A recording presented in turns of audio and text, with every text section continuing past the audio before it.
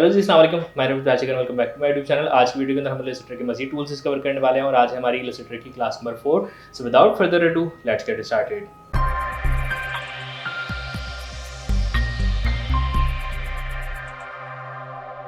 So here we go. कल की class के अंदर हम लोगों ने मिकी माउस बनाना सीखा। आज की वीडियो के अंदर हम लोग पेंट टूल के आके कर्वेचर टूल है, इसको थोड़ा सा डिस्कवर करेंगे।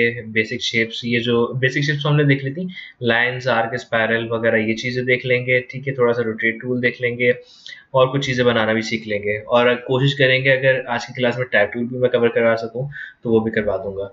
सबसे पहले तो हम देखते हैं कर्वेचर टूल। कर्वेचर टूल क्या काम करता है? ये पेंट टूल की तरह से ही है, लेकिन ये क्या करता है, जैसे हम क्लिक करते हैं तो ये जो हमें दूसरी जगह पॉइंट लगाएंगे। ठीक है, पॉइंट लगाने के बाद मैंने जैसे माउस को राइट साइड पे ड्रैग किया तो देखें ये ऑटोमेटिक मुझे कर्व बना के दे रहा है। ठीक है, दूसरी क्लिक मैंने यहाँ कर दी, तीसरी क्लिक मैंने यहाँ कर दी, चौथी क्लिक यहाँ करके मैंने इस तरह से ओवल टाइप का या थोड़ा सर्कल टाइप का कोई शेप बना लिया।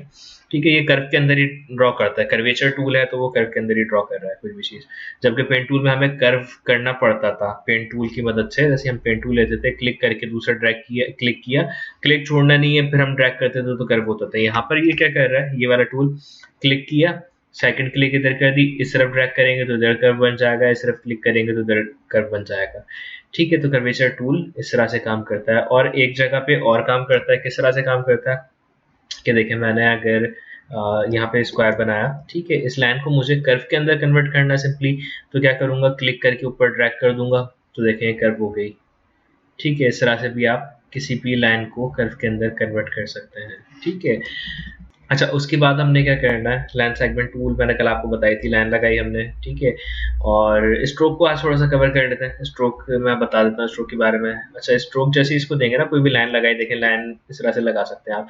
परफेक्ट लगानी है किसी भी डायरेक्शन में तो शिफ्ट प्रेस किया, 90 डिग्री, 45 डिग्री, इस तरह से किसी भी डायरेक्शन में क्लिक करके छोड़ देंगे। जहाँ से क्लिक किया, जहाँ तक आपने लाइन ड्रॉ करनी है उस तरह से बना सकते हैं, या क्लिक करके आप इसकी लेंथ दे सकते हैं। ठीक है, और ओके कर देंगे तो लाइन बन जाएगी। किस डायरेक्शन में देनी है वो भी यहाँ से सेट कर दें तो उस डायरेक्शन में बन जाएगी। ठीक है, उसके बाद नीचे है हमारे पास आर्क टूल। आर्क टूल क्या करता है, इस तरह से कर्व आर्क बना देता है। ठीक है, किसी भी डायरेक्शन में बनाना है। अगर परफेक्ट बनाना है तो शिफ्ट प्रेस करके बनाएंगे, परफेक्ट आर्क बनेगा। इस डायरेक्शन में, इस डायरेक्शन में, इस डायरेक्शन में या इस डायरेक्शन में, किसी भी डायरेक्शन में आपने परफेक्ट आर्क बनाना है तो शिफ्ट प्रेस करके, नहीं तो आप ऐसे ही बस बना लें। ठीक है, किसी काम का टूल तो वैसे नहीं है, लेकिन कहीं ना कहीं में भी काम आ जाए आप लोगों के। ठीक है, उसके बाद है हमारे पास स्पायरल टूल। स्पायरल टूल से हम क्या करते हैं, कोई भी इस तरह का स्पायरल बनाते हैं। ठीक है, और कंट्रोल प्रेस कर रहा हूँ। ठीक है, कंट्रोल प्रेस करके जैसे मैं ऊपर और नीचे माउस को ड्रैग कर रहा हूँ, क्लिक किया हुआ है और कंट्रोल प्रेस किया हुआ है, ऊपर की तरफ ड्रैग कर रहा हूँ माउस को तो देखें इस तरह से हो रहा है, और जब नीचे की तरफ माउस को ड्रैग कर रहा हूँ तो इस तरह से हो रहा है। ठीक है, अच्छा, उसके बाद क्या करना है, देखें यहाँ पे लाके मैंने कंट्रोल छोड़ दिया है और मैं अपवर्ड एरो की प्रेस कर रहा हूँ तो देखें स्पायरल अंदर की तरफ घूम रहा है, और डाउनवर्ड एरो की प्रेस कर रहा हूँ तो स्पायरल कम होते जा रहा है। ठीक है, बढ़ाना है इसको तो अपवर्ड एरो की से ये बढ़ रहा है और डाउनवर्ड एरो की से ये कम हो रहा है। ठीक है, इस तरह से आप स्पायरल दे सकते हैं। उसके बाद हम यहाँ पर रेक्टेंगुलर ग्रिड और पोलर ग्रिड है, ये आप इस तरह से क्रिएट कर सकते हैं। कोई भी अगर आपने कोई टेबल वगैरह बनाना, वैसे किसी काम नहीं आता ये, लेकिन फिर भी अगर बनाना चाहें तो इस तरह से बना सकते हैं।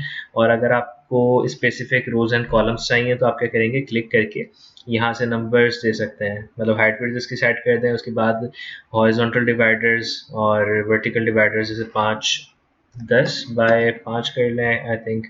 ठीक है, और ओके कर दें तो देखें इसके अंदर 10 रोज आ गई और 6 कॉलम। अच्छा, ये इसने 5 लाइन्स लगा दी, मतलब 6 कॉलम्स बन गए एक तरह से। ठीक है, इस तरह से हो जाएगा। उसके बाद इसी तरह से है नीचे पोलर ग्रिड। जैसे ही मैं पोलर ग्रिड पे क्लिक करता हूँ तो उसमें भी इसी तरह की सेटिंग है, ओके कर देते हैं, पोलर ग्रिड बन जाएगा।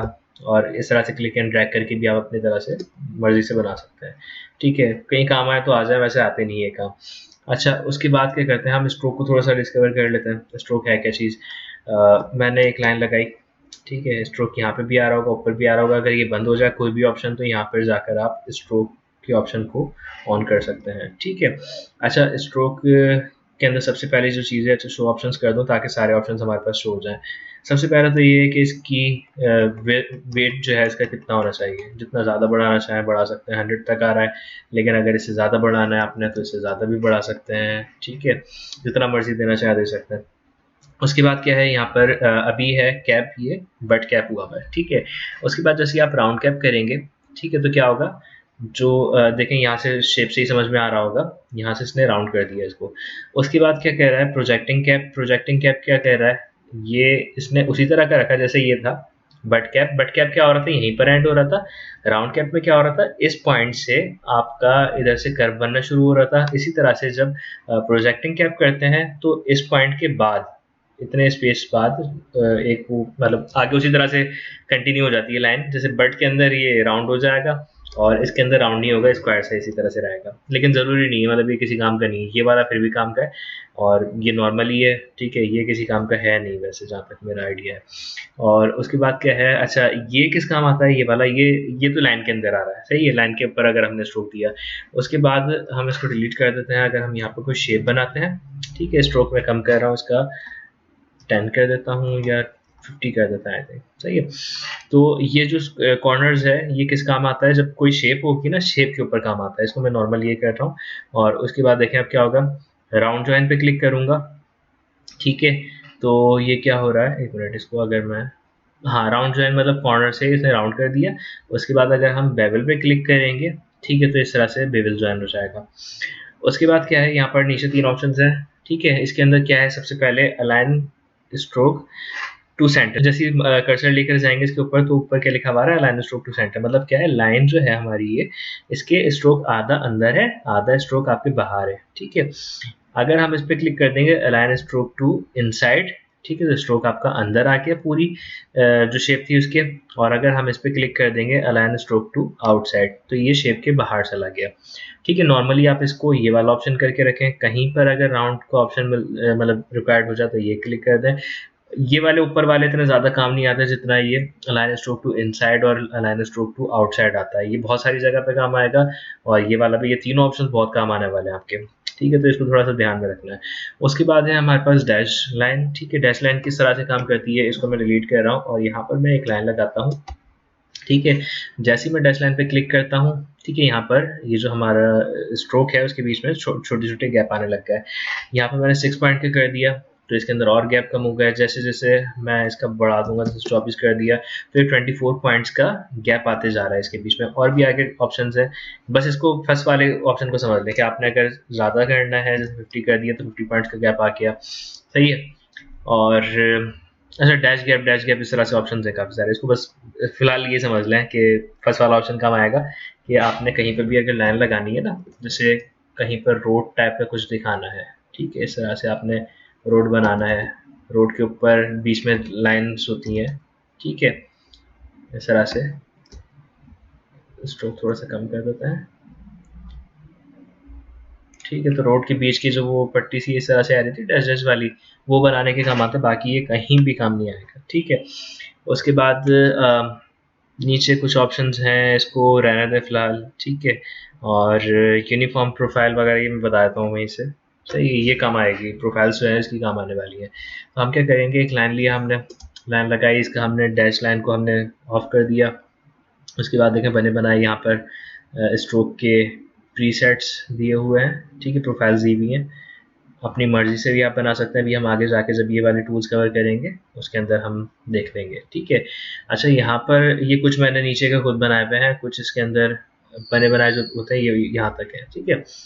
तो ये मैंने मिक्की माउस के अंदर भी आपको एक फर्स्ट वाला ऑप्शन बता दिया था। उसके बाद देखें आप, ये वाला जो स्ट्रोक है ना, इसके अंदर क्या हुआ हुआ है, ये स्ट्रोक इन्होंने इस तरह का बनाया हुआ है कि लाइन के ऊपर की साइड पर है, लाइन के नीचे की साइड पर नहीं है।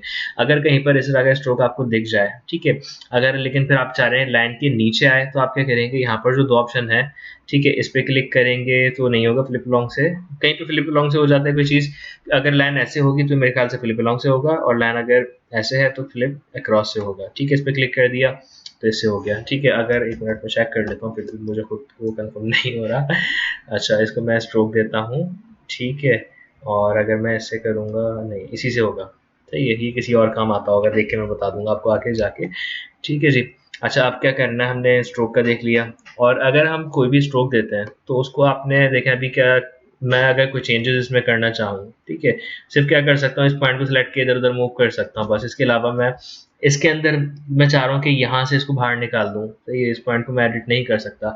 तो इसको एडिटेबल बनाने के लिए क्या करेंगे, हम ऑब्जेक्ट में जाके इसको एक्सपेंड अपीयरेंस करेंगे। ठीक है, एक्सपेंड अपीयरेंस जैसे ही करते हैं, आप क्या कर सकते हैं, आप इन पॉइंट्स को सिलेक्ट करके भी इस तरह से मूव कर सकते हैं। पहले नहीं कर सकते थे क्योंकि हमारे पास ऑप्शन ही नहीं था उसका।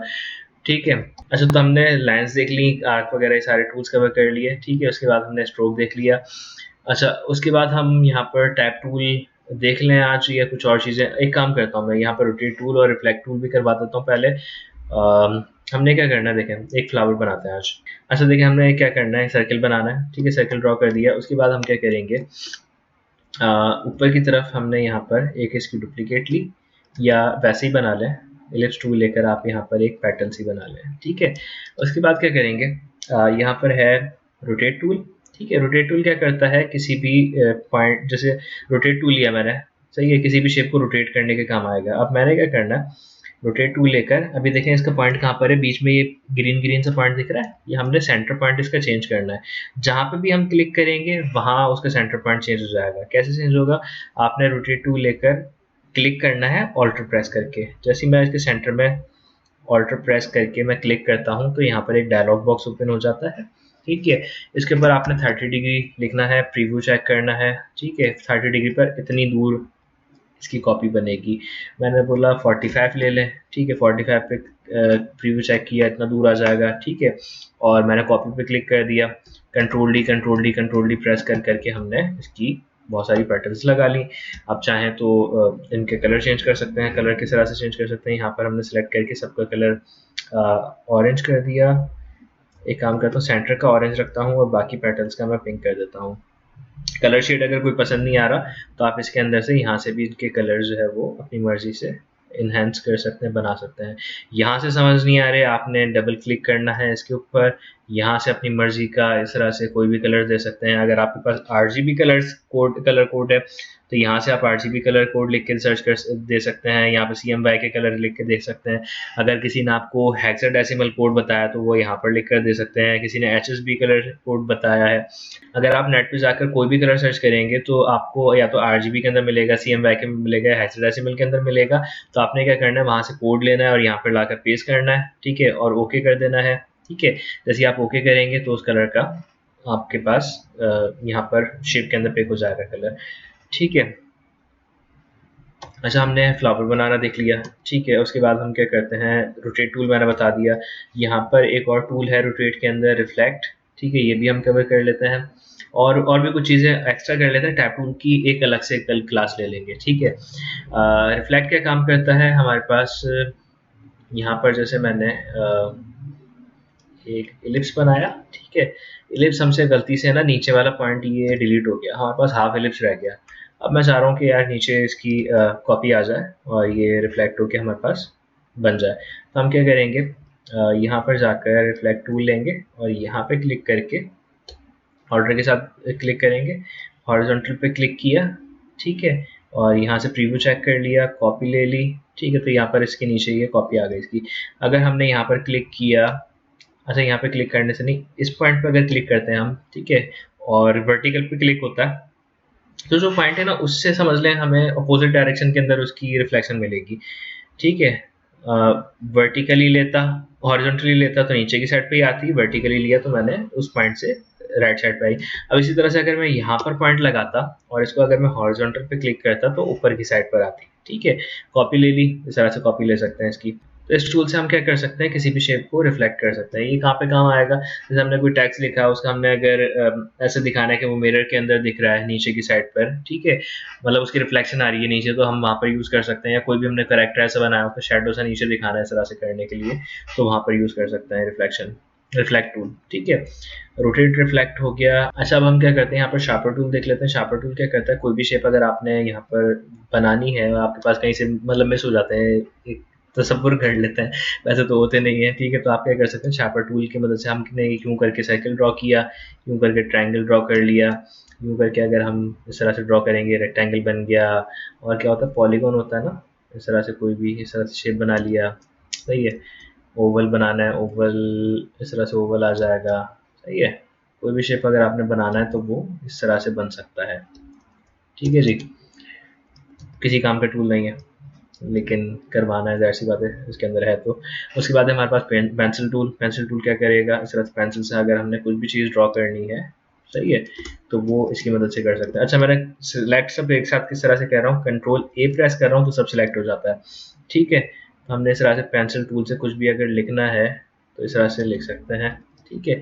उसके बाद है हमारे पास यहाँ पे option smooth tool. Smooth tool क्या काम करता है, जैसे अभी मैंने पेंसिल ली थी, यहाँ से पेंसिल से मैंने कुछ भी ड्रॉ कर दिया इस तरह से, तो इसको अगर मैंने लाइन को जो है वो स्मूथ करना है, यहाँ से वैसे मैं स्मूथ ही ड्रॉ कर रहा हूँ, अगर मैं थोड़ा सा एजेस एजेस वाला बना दिया, ठीक है, इसको मुझे थोड़ा सा स्मूथ करना है, तो मैं क्या करूँगा, यहाँ पर जाकर स्मूथ टूल लूँगा और जैसे मैं इस पर क्लिक करने लगूंगा तो देखें ये क्या हो रहा है, स्मूथ, देखें ये लाइन को स्मूथ कर देगा। इस लाइन को जैसे पॉइंट है ना, इस पर मैं क्लिक करते रहूँगा, एक टाइम ऐसा आ गया, देखें स्मूथ हो गई। स्मूथ टूल किसी भी लाइन को, किसी भी चीज़ को स्मूथ करने के काम आती है। और क्या करता है ये, एक चीज़ और भी अच्छी चीज़ करता है कि ये जो एंकर पॉइंट है ना उनको कम कर देता है। जैसे कहीं पर बहुत ज़्यादा एंकर पॉइंट लगे होंगे, अभी आप लोगों को एंकर पॉइंट का समझ में नहीं आएगा, जैसे यहाँ पर बहुत सारे दिख रहे हैं ना बीच बीच में, ये तो बहुत कम है, कहीं कहीं ऐसा होता है हज़ारों की तादाद में लगे हुए होते हैं। हमने बस एक बार क्लिक करना होता है, वो एंकर पॉइंट भी कम कर देता है इस तरह से, और लाइन को स्मूथ भी कर देता है, ठीक है। स्मूथ टूल बड़े काम का टूल है ये, तो इस पर थोड़ा सा ध्यान देगा।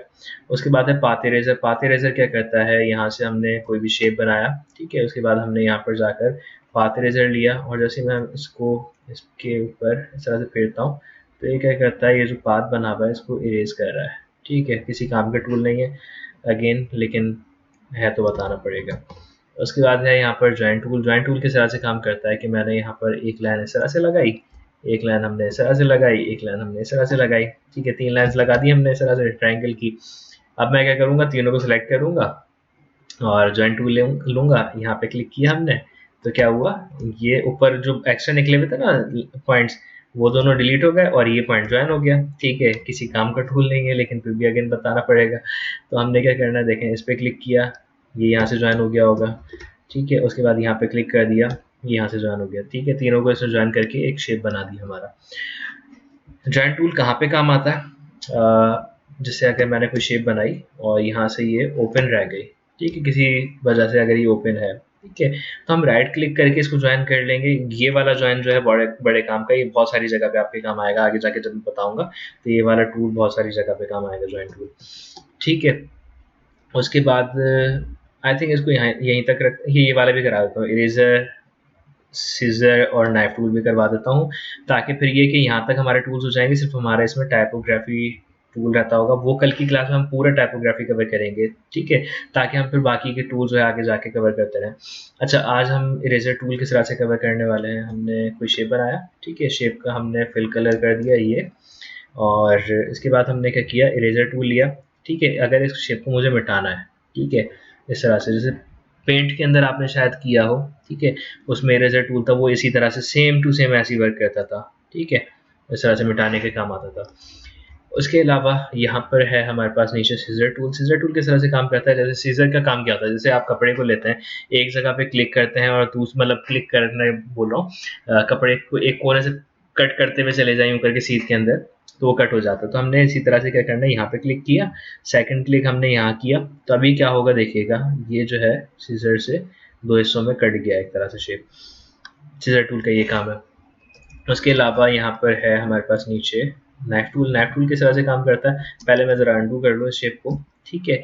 नाइफ टूल किस तरह से काम करता है, समझ लें ये एक केक है, ठीक है, केक के हमने पीसेस करना है, तो हम क्या करेंगे, एक मिनट, यहाँ से नाइफ टूल लिया, ठीक है, यहाँ से मैंने इस तरह से क्लिक किया, समझ लें शुरू से हम इसके पीसेस कर रहे हैं, ठीक है। नाइफ टूल से ये केक के पीसेस होगा, ये सब आप डिवाइड कर लीजिएगा, ठीक है, इस तरह से ये केक के पीसेस हो जाएंगे। नाइफ टूल इस तरह से काम करता है, ये भी अगेन किसी काम का टूल नहीं है लेकिन है तो बताना पड़ेगा, ठीक है। सो आई होप कि आप लोगों को आज ये सारे टूल्स जो मैंने कवर करवाए ये समझ में आए होंगे।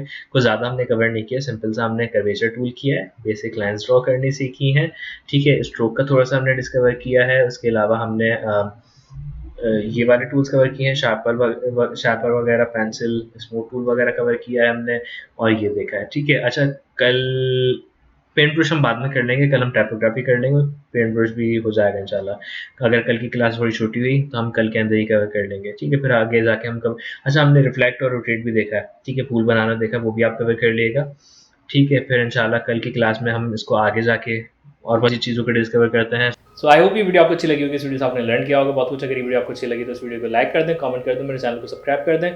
फिर मिलता हूँ आप लोगों से अगली किसी वीडियो में, तब तक के लिए अल्लाह हाफिज़। Tell me, is it